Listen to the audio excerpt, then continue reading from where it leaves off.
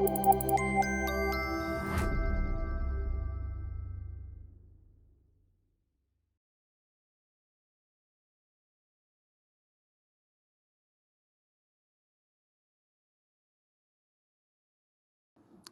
am John Sowers, and welcome to Hacking Your Emotional API.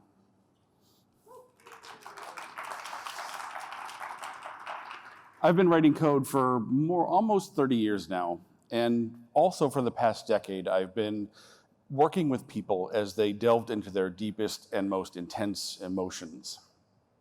And based on what I learned doing that, I've created a metaphor to describe how emotions work in each of us. And I'm going to talk you through it. I'm going to talk about why it's important, and I'm going to go through some practical steps that you can take to level up your skills in this area. And there's a quick content warning because I am going to be talking about divorce and the death of a loved one. So if you need to step out, it's perfectly fine. And I'm going to kick us off with a quote. This is pretty funny, and I think a lot of us can relate to it. But why do so many of us feel like we don't really understand how this kind of stuff works? And it goes back to how we're raised. We get a lot of feedback about what not to do when we're growing up. Don't cry, don't make a scene, don't yell, don't like all that stuff.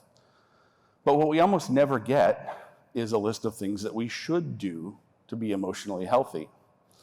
Our parents probably weren't able to tell us this because they probably didn't know. Schools are happy to punish us for not handling our emotions well, but they also have no ways for us to get better. So each of us is sort of on our own to figure this stuff out, and we have really varying levels of success. So I put this talk together because I want everyone to be able to get better at doing this sort of thing. And I built this talk out of my own experience, and it's based on what I learned. And it's one way of looking at feelings and how they work. It's not the only way, for sure. So if this model doesn't work for you, I hope that you can find one that does. So let's talk about our emotional API. These are our core endpoints. They handle all of our basic emotions, and they're hardwired in. But these endpoints don't get called directly. We have this layer of emotional middleware that maps things that are happening to us in the world through our senses and into that core API. In it, there are all these thousands of mappings, and they get built up over our lives. We don't start out with any of these.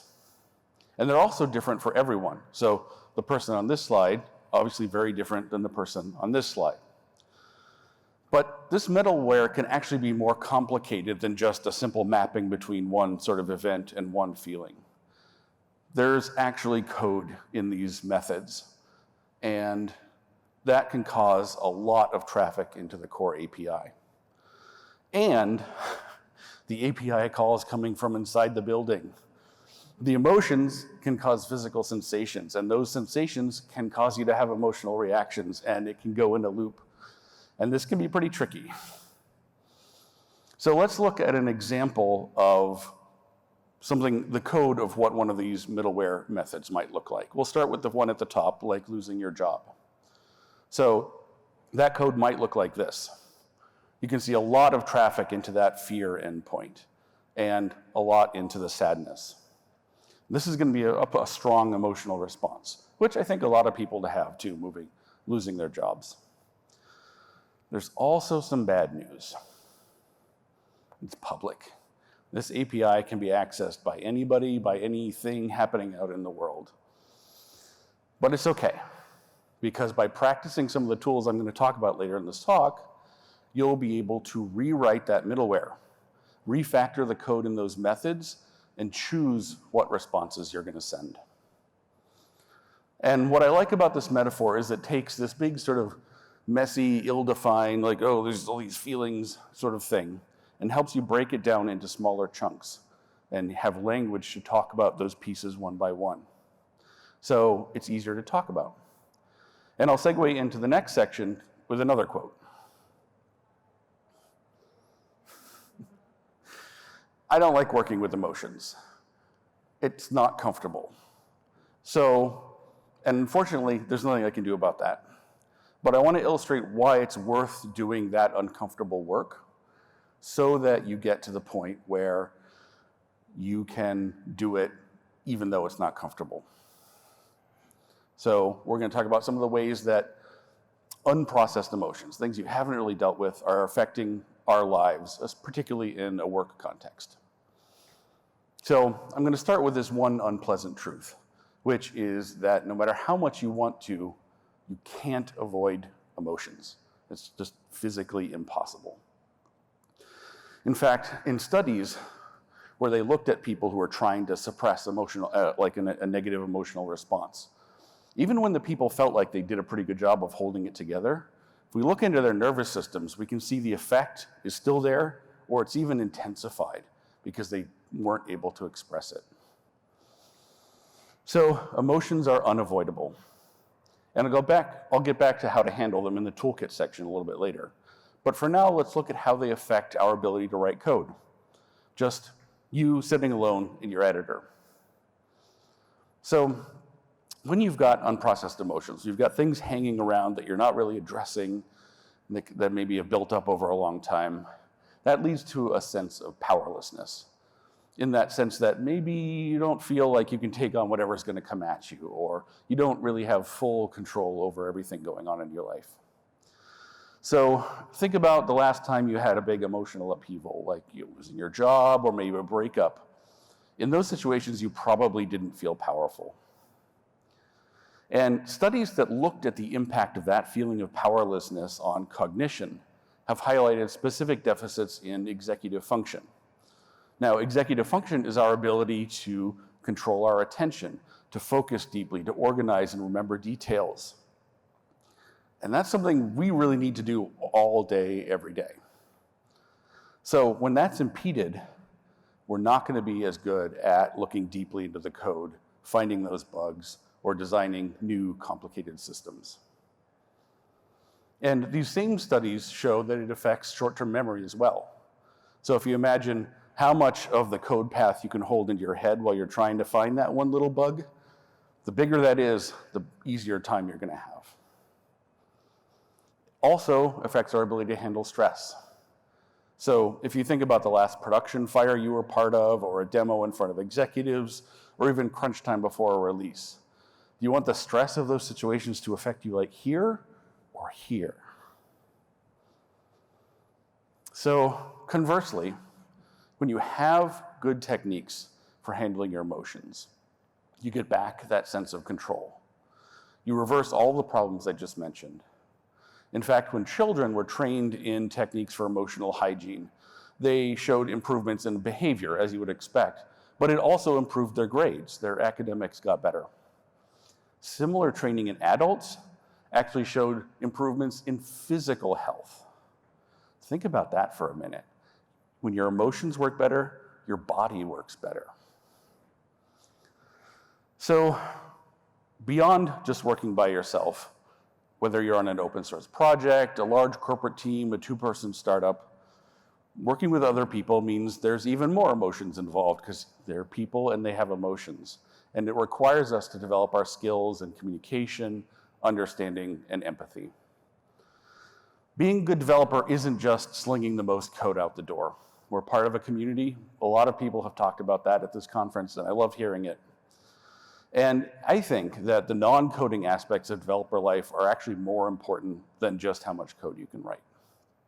So now let's look at how feelings impact the way you might work with others. So interestingly, when you develop that sense, that understanding of your own emotions, that translates really well into being able to understand other people. And so you can use what you've learned working on your own to improve your relationships. And I'll talk about that a bit later too. Now, in his book, Emotional Intelligence, Daniel Goleman talks about the data he's collected that shows people with high emotional intelligence and who have skills to handle their emotions have better career prospects. They're going to get better jobs and they're going to get promoted faster. So when we regain that sense of power that I talked about just a minute ago, we're less self-centered, which allows us to work in a community better. It enhances our empathy so we can understand the things that are going on around us. Now, we rarely intend to cause harm with our words, but it's easy to do so inadvertently And building up those skills and empathy is going to allow you to predict how your words are going to come across. So maybe you can avoid upsetting someone or hurting someone by saying something that you haven't thought through. I think this quote from a developer at Valve Games sums it up pretty well. If you were a good engineer with zero communication skills, your chances at surviving and thriving there were pretty low. So let's get into some more detailed scenarios to illustrate how this plays out. First, from my perspective, you're a better developer if your cognition isn't affected by the emotions that are going on within you. If you have the confidence to express your ideas and advocate for them, rather than staying quiet because maybe you think nobody wants to hear from you. If your comments are full of empathy and understanding, and they don't dread making your coworkers get your input. If you're not distracted by difficult situations outside of work. If you can deal with coworkers that push your buttons. You don't want your performance impacted by somebody else who doesn't have their act together. And if you can fight imposter syndrome. We just heard a lot about that, great techniques there. But even more importantly, if you can realize when you're being gaslighted, when you're in a situation that actually is unfair and it's not actually imposter syndrome. If you can keep your cool during job interviews, if you can be fired without saying something you'll regret. And let's talk about leadership for a minute. There's been a lot of discussion of mentorship at this conference, and it's really great to see. And that's obviously an incredibly important part of relating to someone, especially when you are more experienced and they're less experienced, and it's on you to make sure that relationship goes well. And if you're managing a team, they're not just a team of developers, they're a team of people, and those people have feelings. And if you're able to understand their emotional needs, you're going to do a much better job. A while back, frontside.io posted an article about what they look for in a senior developer that talked about some of these things. Notice that pretty much everything in those circles is an emotional skill. Even the technical capabilities circle talks about behavior, not whether you've been doing Rails for 10 years or not. Curiosity, discipline, fearlessness. These are emotional skills. So those are some of the reasons why I think it's important to do emotional work with yourself. And I'm going to tell you about my emotional toolkit in the hopes that you'll use the tools yourself. And I've broken them down into 4 levels. The first level are conceptual tools, just different ways of thinking about emotions. Second level are techniques that you can use by yourself to start building that fluency. Level 3 are taking those techniques from level 2 and doing it with another person. This is often a bit more difficult because it requires being open and vulnerable with another person. And level 4 is the most powerful, but it's also the scariest because it's about being honest and vulnerable in a group. So let's start with level 1. Changing the way you think about your feelings. That can actually have a pretty big impact on you. Because we don't get any of this training about how this stuff works, we build up a lot of misconceptions over our lives. So I'm going to clear some of those up and explain how feelings work. First of all, the thing to realize is that your emotional reactions are not set in stone. And they can be refactored. They're just legacy code that's been building up over your lifetime. And you can work on it, you can improve it, and make your life better. And we get to decide where and when we express our feelings, for the most part.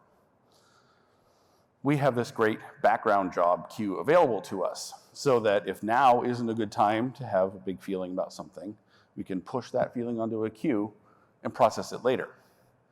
In fact, this is the same system we're taught to use as children when we're having some big whatever with our feelings, and we have to quiet down and suppress it, we push those feelings onto a queue. But because we don't get any additional training about how to pop things back off of that queue, it just keeps building up over our lives. And as you know, a queue isn't very useful if you never pop off the jobs and process them. So that's what some of these techniques are going to talk about, is ways to do that. People also get really caught up in what it means about them when they have a feeling about something. But emotions have nothing to do with who you are. They don't define you. It doesn't mean anything about you. Feelings are personal. They can mean a great deal to you, but they don't define you. If you're feeling angry at the moment, it doesn't mean that you're an angry person. It doesn't mean you can't control yourself or that you're a monster. That's just one example. But strong emotions like anger can actually be a little scary because we feel like we might lose control. Now, notice what I just said there. You're now having a feeling, fear, about having another feeling, anger. And it can actually get even more complicated than that because you can have lots of feelings layering together about a single situation. So imagine, for example, that you're angry at your mother. But when you were a child, you were punished very heavily for that. So you develop shame whenever you feel angry about your mother. And further, maybe you realize that that's a pattern in your life and you're trying to work on it, but now it's happening and you haven't really sorted it out yet, so you feel disgust about the shame that you feel about your anger. This is not really an extreme example. This happens all the time. And you can have all these multiple conflicting feelings about this one thing that's happening. And people always want to know which is the real one. But they're all the real one. They're all there, they're all part of it, and they all have to be processed, each one on its own. And the feelings in a situation don't really have to make sense. People get trapped up on this a lot, where they're having a reaction to something and they're like, why am I feeling this way about this thing? And they feel like it's not a real feeling if they can't figure out why they're feeling it. But it's still a real feeling. It's still really there and it still really needs to be addressed. There's no single way you should feel in a certain situation. If you think about that losing your job example, you could feel joy, you could feel fear, you could feel anger, sadness, all those things together at one time. There's no one perfect, exact right way to feel there. So, unprocessed emotions are emotional debt, just like buggy, hacky, complicated code is technical debt. And just like tech debt, emotional debt hangs around with us and interferes with everything we're trying to do in the present day. One last piece. Many of us have had the experience of feeling a feeling is so big that if we let it out, it's never going to end. If I express this anger, I will never stop yelling. If I express this sadness, I will never stop crying. But experts tell us that's really not how feelings work. It won't happen because they really only last about 20 minutes, especially when you are able to express them. I've had this experience countless times where it feels huge, but once it's out there, it's not huge. So that's level 1. Level 2, these are things you can take on your own, both to build an understanding of your feelings and to start having direct experience of some of the concepts that I just talked about. So all feelings begin in your body. They're not just mental or psychological processes. And all they want to do is to move through you and out. It's like when you've had too much coffee, right? You're vibrating, your body really wants to move in that situation. It's the same thing. That movement of your body helps the emotion come to the surface. In fact, often the first sign of an emotional reaction is something physical. Maybe your shoulders are up by your ears. Maybe there's a big weight in the pit of your stomach. So moving your body helps them get loose, so it makes them easier to process and access. You can, do a dance, exercise, yoga. But those are just the start of the process. You can't just go for a run and hope it goes away.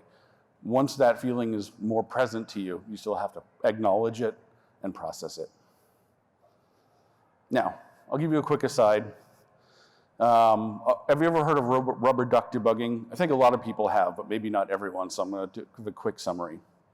So, if you ever had the experience where you're working on some code, you're banging your head on a problem, you can't really figure out the solution, eventually you get frustrated enough that you're going to get up from your desk and go talk to a coworker to see if they can help you.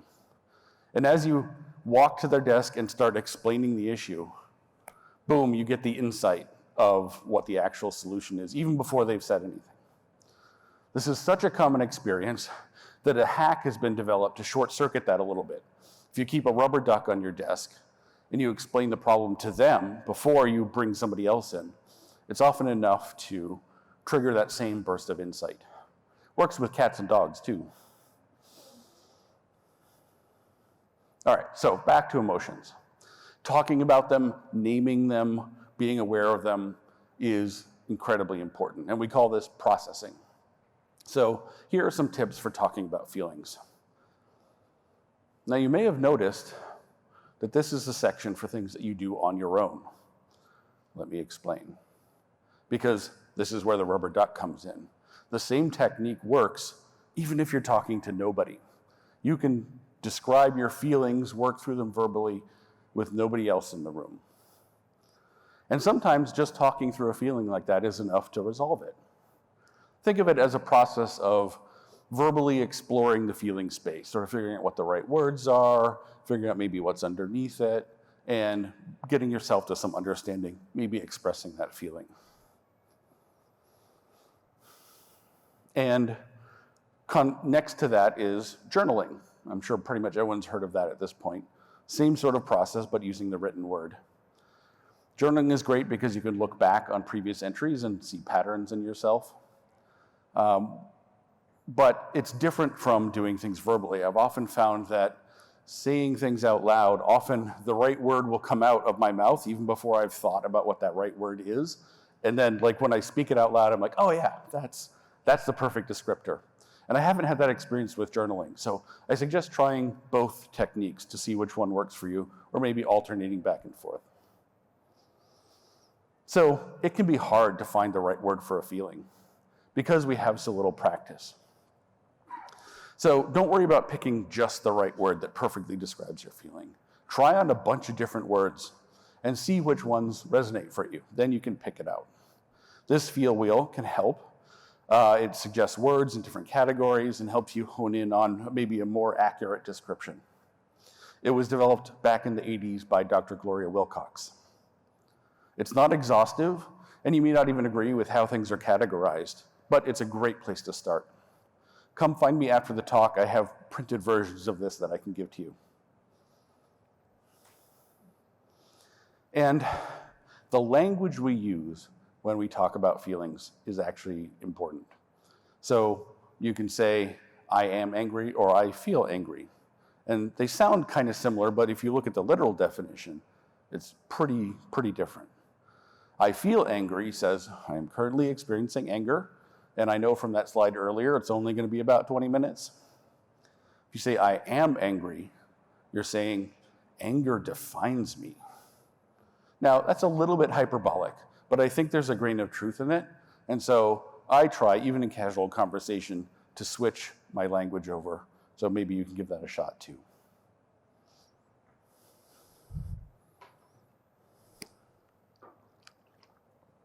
So talking through your feelings is basically calling those emotional endpoints over and over again. So you get a sense of what feelings come out and how they work.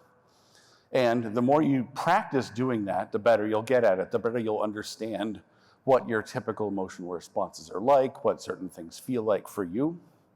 So I suggest doing something like a weekly emotional retro.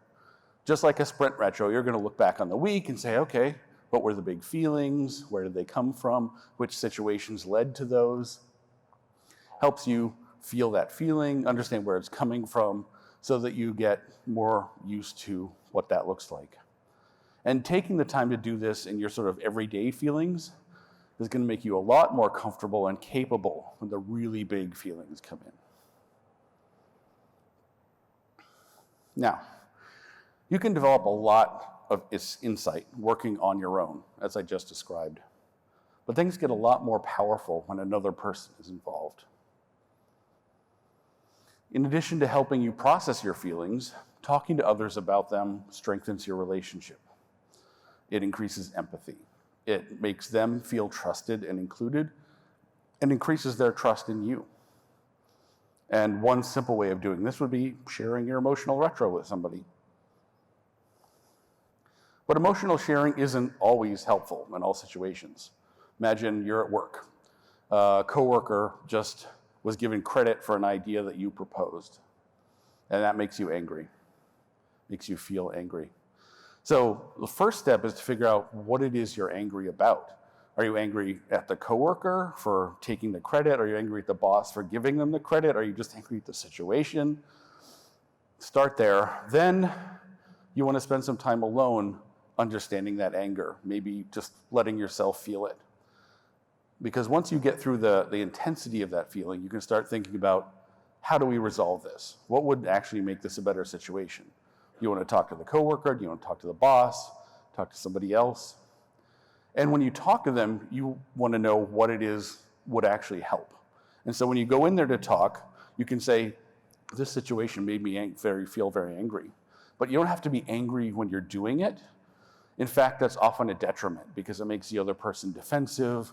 It's going to be harder to come to that accord of, oh, this is how we resolve this and keep everybody happy.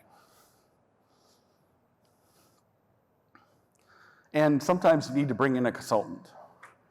There continues to be this judgment that seeking therapy means you're either have such big psychological issues that you can't handle your life or that things are out of control. But really, it's the same as bringing in a consultant to help architect your integration with Twilio. It's just having a subject matter expert on call who can help you spot patterns. They know the systems better than you do, so they can notice your blind spots and give you advice. And that's incredibly valuable. In fact, I found this picture that sort of sums my picture of it up very nicely. So for most people, the thought of bearing your deepest emotions in a group is a pretty terrifying thought. And it was for me. And it wasn't until I did that I realized how powerful it can be. So, at the urging of someone I trusted, I went to this workshop called Purpose, Passion, Peace, P3 for short. In that space that was incredibly safe, it was a group of people that helped me face all the big emotions that I'd been holding on to my entire life. And that was such a powerful experience for me that I went back to volunteer to help out other people on the weekend. And I went back so often that eventually I was teaching that course. I don't have any psychology training, but I learned so much from this direct experience, both going through those feelings myself and helping other people with that same process. There were a lot of commonalities that came out. So I'm going to tell you about my experience with anger. I'm going to do it for several reasons. First, it's a vivid example, and I want to illustrate some of the level 3 and 4 tools that I'm talking about. Secondly, vulnerability breeds vulnerability and connection, and I think we need more of that in this world. Thirdly, and most importantly, I want to model this behavior. I want you to see what it looks like for me to talk about these things in a room full of people and see that it's okay. As a child, I wasn't allowed to get angry. Other people used up all the anger points, then there was none left for me, so I had to just be pleasant and agreeable all the time. And I did that for 30 years. Once I got into my late 20s, I started to realize how much anger had been building up over that time, and I was deathly afraid of it. So this is what my experience at that time was like. Something random hits my API. It doesn't even matter what it is, but I get really, really angry about it. Sometimes I'll think, why did that thing make me really angry? It's not even that big of a thing. But I'm still feeling angry. Maybe I'll be in a crappy mood all day. Maybe I'll punch the wall. Maybe I'll drive really fast or snap at someone. Like, not great things that I want to have in my life. And at the end of the day, I'll think, well, that's just how today went. But it keeps going over and over and over again. And at this point in my life, my instructions for dealing with anger are nothing. My therapist at the time tried to get me to access that anger and start letting it out. and she had this tiny little office. And I was so afraid that like just starting to let that out, again, it was going to take over. I was going to destroy the thing, books everywhere, furniture in splinters. It was going to be a disaster. So that fear kept me very far away from that anger. So it wasn't until I got into that safe space at P3 that I was able to finally access it. And so I did, one of the ways that's great for expressing anger is to throw a fit. I screamed and I raged. It was the biggest toddler meltdown you've ever seen in your life. And I just let all this pure anger flow out of me. And one time wasn't enough, but over the years I did it enough times that I was able to really express all of that stuff that had been holding on for my entire life. Every time I did it, it was like I'd lost 50 pounds. I felt amazing, transformed. So throwing a fit is a really effective way of doing that, but you have to sort of set the stage a little bit. So, in fact, a lot of us have spent our lives trying not to do that, right? We were probably punished for it when we were 2 or 3, and so we try very hard not to do that thing. So you have to sort of overcome that conditioning to get into this space, but it's really powerful when you do. Basically, you want to get like a big mattress or maybe an air mattress or something that you can lay down on and literally just throw the biggest toddler fit you've ever seen. Just kick and scream and yell. And the hard part is that because you're probably not angry as you're setting the situation up, you have to start doing those physical motions before you feel angry. And you'll feel really stupid while you're doing it. So I want to encourage you to push through that, because when you're moving your body, making those motions, it's going to tell your body, oh, right, I know how to do anger. These are the motions of anger, and it'll bring it up for you. And then once it comes, you can just ride that energy. Put all of it into your yelling and your punching and your kicking. And it's only going to go 5 or 10 minutes. It's completely exhausting. You'll be wiped out for the rest of the day. But you'll feel amazing. And you can do this on your own. You can have a trusted friend who will watch out for you, help you out. Or you can find a group like P3 and do it there. So I've done this a lot. These days I still get angry. That's never going to change. But the anger I express today is not the anger from my childhood. And I don't do this every time. I don't always have my stuff together enough to make sure this is happening every time. But when I'm feeling particularly angry and I notice I have enough time and this is coming, I was like, it's time to do the thing. So I set aside some time and throw a fit. So now let's move on to sadness.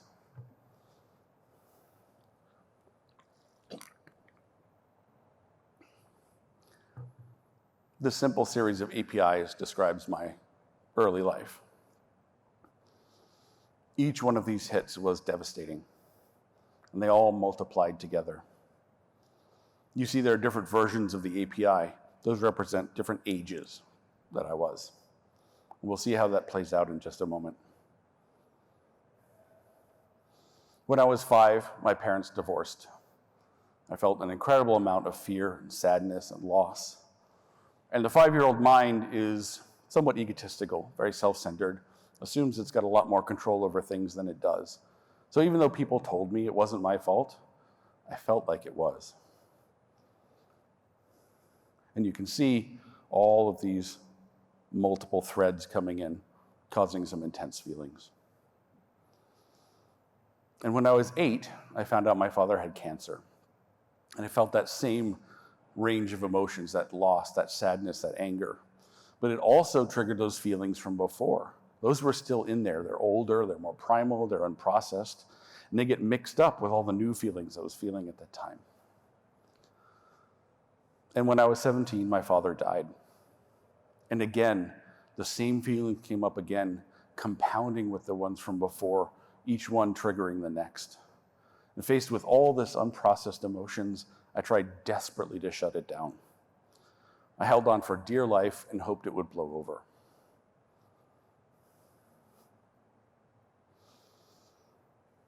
So 10 years later, here's an example of how it was still affecting me. It's a regular Thursday release, and I let a couple of bugs slip out to production. Now, nobody wants to release bugs to production, but maybe it's not the end of the world if there's bad CSS at the bottom of the FAQ page. But for me, panic. Boss/daddy is going to be angry. He's going to leave. It triggers that same list of feelings. Here's a stack trace of what that feeling might look like. It's me panicking because that was the only thing I could think of to do when I was 5. I've highlighted the 2 lines here, which are code that I wrote when I was 5 to how to respond to this situation. Have any of you written code when you were 5? Was it really good code? So I was reacting to something happening to my adult self with a script written by a child. And that's what these old unprocessed feelings do, is they trap a part of us at the developmental stage we were at when the trauma happened. And so all the feelings related to that trauma are processed by those old and damaged parts of ourselves. And this is what I'm talking about when I talk about emotional debt. So I did what you do with sadness. In the safe space of P3, I was able to cry and cry and cry until my stomach muscles hurt. Then I did it again and again over many years. And once that grief and sadness were gone, I worked on other feelings, anger and shame and fear. Now, if you remember this slide, there's a lot of feelings happening. But as I worked through these feelings, I refactored this endpoint. Here's a diff.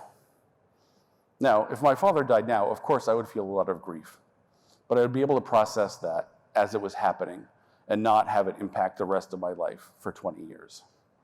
I'm not running that outdated code anymore. And you'll like this. You can sometimes rewrite an entire method. If you remember that bug you released from earlier, this is what the code looks like now. It's basically a no-op.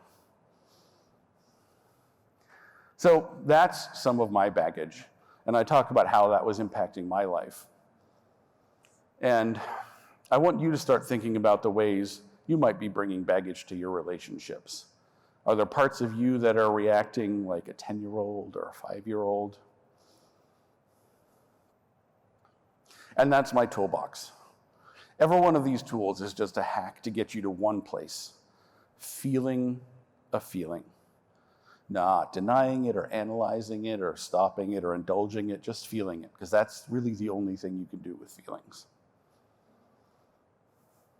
Now, since forever, these types of skills have been called soft skills, as if they're easier than hard skills. And that's just completely wrong. It bothers me every time I hear it. It takes a lot of time and work to build up skills like this, far longer than it takes to learn Rails or C or Docker or whatever it is. So that's why I'm here speaking, because I'm hoping that this framework will help you get there faster. And as I start wrapping up, let's talk briefly about next steps. So have you ever read an article about best practices? And you get really excited. Wow, this stuff is great. If we had this in our code base, it would be so much better. And so you run over to your editor and you start sitting down. And then you give up about 5 or 10 minutes later because you realize the code is so massive, it's going to resist any kind of quick change, especially architectural. That's how it's going to go with this emotional stuff. It's not something you can change quickly. So don't try to do everything that I've listed today all at once. Easiest way to go is pick one thing, something that resonates you, feels like it could be really powerful, and start practicing that on a daily basis. Work it into your life and the way you're thinking. And then once you feel like that's sort of happening regularly, you can watch a video of this talk or check out the slides and pick the next thing and start working that into your life. And I think that's a great way to build up the skills slowly and get better at this. Okay, let's everyone take a big, slow breath.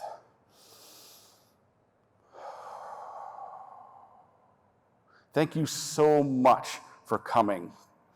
I've loved to see everybody here at this talk. If you want to find out more, you can go to the after the talk. It's got links to the slides, feel wheels, workshops, all sorts of things. You You can scan the QR code or just visit the URL. And if you're curious about the references, they're on that page as well, but they're also here. Thank you so much.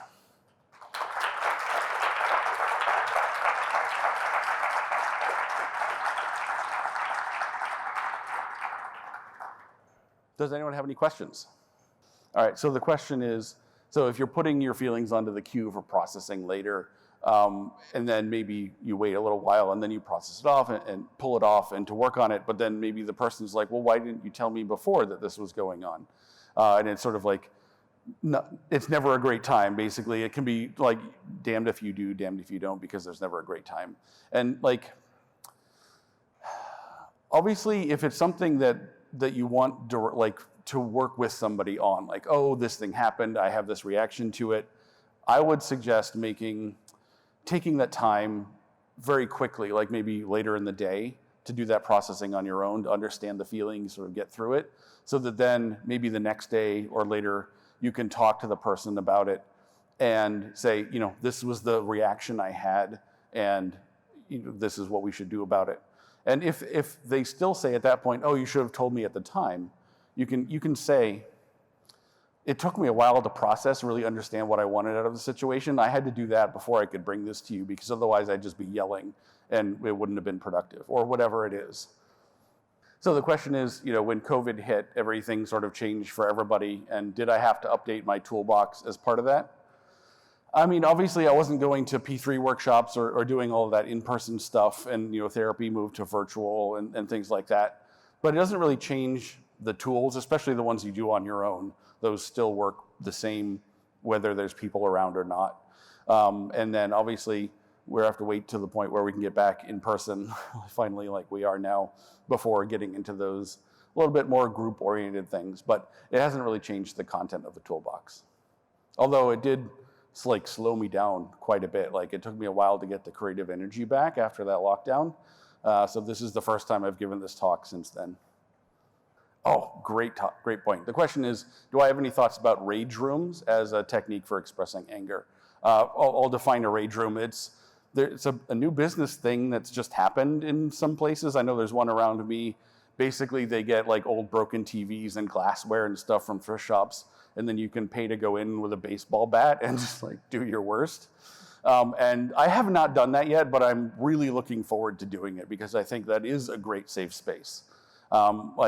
Just because you get that physical movement and that sort of sense of just like satisfaction from destroying things that can help express anger. So yeah, search for a rage room in your area. It's definitely worth it.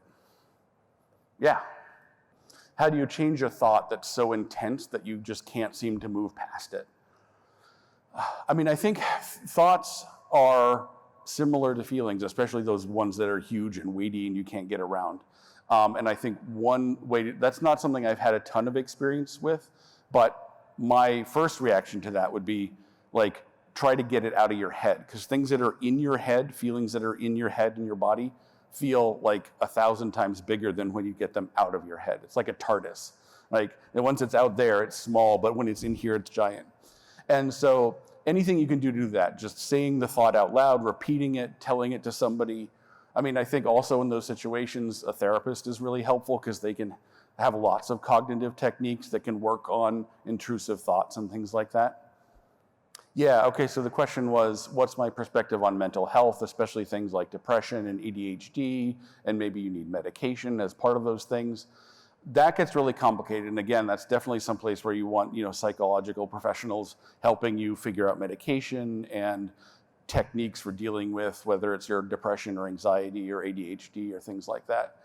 I think especially emotional regulation, if that's one of your challenges, like doing some of these practices will, at least I assume, help you sort of learn that range a little bit. And hopefully by processing, on your own, it helps the stuff that's going to be happening in public be a little bit less intense, maybe a little bit easier to manage. But I don't know for sure, because that hasn't been a challenge of mine. Yeah, and getting more comfortable with feeling certain ways. Right? If some things are triggering you to be angry or just sad or just wanting to cry all the time or whatever it is, if you're practicing that on your own, just I'm going to feel sad for a while, you get more comfortable with it. And so that maybe when it's happening, at the conference or at lunch or whatever, you can be like, oh yeah, this is what it feels like to be sad. All right, I think I'm gonna be okay. It doesn't have to turn into a giant thing. All right, that looks like all the questions. Thank you so much, everybody. It was wonderful talking to you. Come down, I've got Feel Wheels. I'll give you a copy. I've got stickers too.